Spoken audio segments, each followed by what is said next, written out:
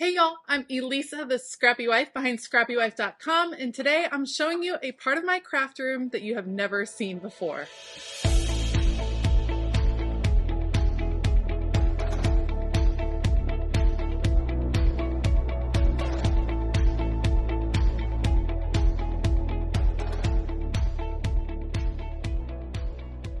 All right, so I consider myself a very organized person. Everything in my craft studio has a place, but I do have that one section of my craft studio that is an absolute mess. And I think everyone can relate to that. You have the junk drawer in the kitchen. You have that one drawer in the bathroom where old products go to die. Like, we all have that one little place that just is out of control. And so today I'm going to bring you guys along. I'm going to show you my shameful craft closet. It's not even just a craft closet. It's just, we honestly call it the Harry Potter closet because it's a closet underneath the stairs. It's in the craft studio. It's supposed to be for craft supplies. It's kind of serving several different purposes. And today we're going to take a look at it and we're going to see how I might be able to organize it. I'm going to bring you guys along on just a real organizing journey. So let's go ahead and check out this craft closet. So you can see everything in my craft room, relatively organized. We're getting over here. We have a little trash on the stairs, no big deal. But this is the closet we are talking about. Like I said, we call it our Harry Potter closet. It is literally a closet under the stairs. And here is what it looks like. So this is what we got. We have the hanging holder, shoe holder here. It's holding music supplies. You can't so much see the floor. Random stuff kind of crammed, old organization things literally stacked to the brim over there. Then you come here. You guys, it's a lot. There's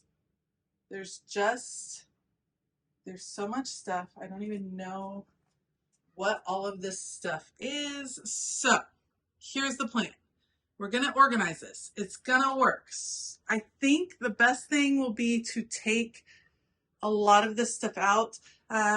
Truthfully, some of this stuff just needs to be relocated into the craft studio. I have space. I can move it. This is now having to serve as some extra storage for my husband's music things. We have our literal diplomas back over there. It's a whole thing. So let's start by clearing it out. I'm going to bring you guys along. Here we go. It was so tempting to just go ahead and go buy some things that I thought I was going to need in order to get organized. But I thought, you know what I want to do is go ahead and empty this out just to see what is in here. So as I'm emptying it out, I'm trying to put it into categories. Some of it is all music things. Some of it, one of the categories was things that don't belong here. Then I had our diplomas. I had a bunch of organizational pieces, like things that I've used in the past, boxes that I had in my old craft room that are just good boxes, which I feel like is one of those things you say as you get older. But if it's a good quality storage box, why would I toss it? Because I move things around, I change stuff up. So I just wanted to empty out the space as much as I could. I didn't empty it out completely because there are some things, some keepsakes, sentimental items that we store in there because it is temperature controlled. So things that might go in the garage, but we store in here. Anyway, time to clear everything out and see where we are. All right, so this is not everything, but this is most of it. It's a lot.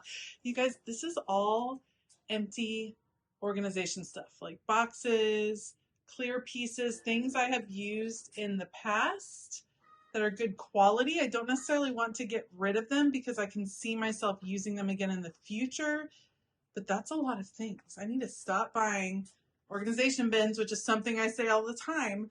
Then this is all for the Glowforge, some Glowforge projects or product. Over here we have an old espresso machine, a scanner, carpet, actual just literal trash, which is interesting. This is a shelf that was in there. I think it's going to go back because I think we're going to use it to hold music stuff. We'll see how we can make that fit. Got the diplomas. Got all of this stuff in this piece, which I'm hoping I can find a new place for. So stay tuned for that. Let me show you what is over here in the closet now. So we have, this is all old music and things like that that my husband uses. He is a professional musician. And then back here, this is a lot of keepsakes. Yes, it's an Explorer Air. That's back there, but mostly keepsakes and things that we don't need to get to, which is why I think the shelf is actually going to go here just to create a little bit more room. But let's see if we can find some spots for some of this other stuff. Let's see if we can find a spot in the craft studio for these things. So begins the great challenge of organizing any space. It ends up affecting all of your other areas of your craft space, of your studio space, whatever it might be. And that was definitely the case here. This is all of my printer papers. So I have all my sticker papers, all the different types of paper I use. I use a lot of different types of paper. That was in the closet before, but my printer's right here, and it's really helpful to have it all in one place. Once you start moving some things, though, it ends up affecting the whole rest of your space. So yes, I had to spend some time working in the closet area right here, trying to figure out what I liked. It feels a little heavy there on the left side as far as all of my 12 by 12 papers there and then my printer papers there, but I think it's going to end up working in the end. I'm going to kind of live with it, see how it goes. Restocking paper right here. We're just going to see how it goes. I think that's the biggest tip I have is when you're reorganizing, give yourself some time and space to see what works for you, and your needs are going to change over time. You're going to see how it flows with your normal creativity, and you'll figure out a system that is most beneficial to how you like to work. Changing things up in the Harry Potter closet overflowed to my big craft closet and overflowed to some of my cabinetry, just trying to figure out the best place to store some different things, where things might fit. It was a little bit of a guessing game, but I think I'm pretty pleased with how it all worked out in the end, just trying to figure out what I can put down here that I don't really come to that often and what can go in these drawers. Once I finish getting things into place, then I'm going to go start tackling some of the piles that are still over on the other side of the room, putting things away, trying to figure out where they might fit back into the Harry Potter closet, but not in a big heap in the middle of the closet.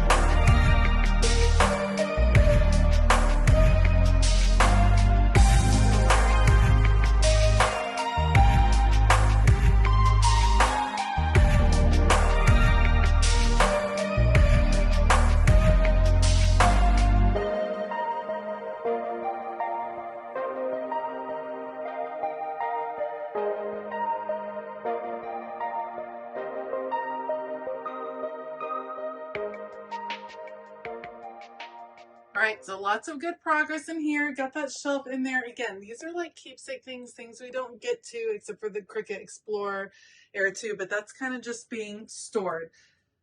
You can see the floor. That's a big plus. Still have the music over here. That works. Now, here is where we are at right now. I still have all of this storage stuff that I need to figure out. And I want to put the washi tape holders. Those are ones that I had in my old craft studio. I have a lot of washi tape, and I would like to put the holders over here for maybe washi tape that's not in rotation. So I need to kind of go through this area and see if I can figure that out. So that's the next step. We're going to move some of that washi tape. This was an opportunity for me to actually reevaluate what needed to go on the shelf. I like for my supplies to be together. So I want my washi tapes near where my display washi tapes are, but I don't need to get to my seasonal washi tapes that often. So they can go in these drawers and still be in the area, but not in the same place. There are a lot of these journals that I'm not necessarily using anymore, so I can relocate those. I can store some that are completed. I can just play around with the arrangement, and again, it's evaluating what's going to work for me. And once again, these are things I just had in my stash. All of those washi tape boxes were just living there, not living their best life, but now they're about to be full of washi tape, and I'm excited to get to reorganize that whole wall eventually.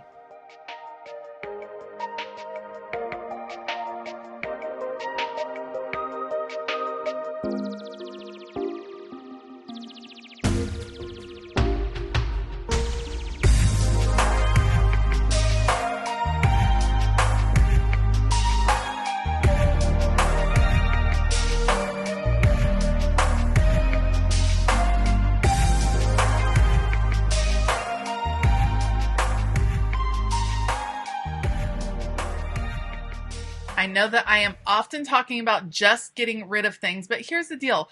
Don't get rid of good quality things just for the sake of getting rid of it. These are really nice boxes, and I know that they can be used for something, so I can find a place for these in that craft closet in a more organized fashion where I can keep some of these supplies. Am I going to be able to keep all of these different organizational materials? No, but I don't see a reason to throw it out just for the sake of throwing it out when there is definitely a feasible chance that I might be able to use some of these pieces in the future.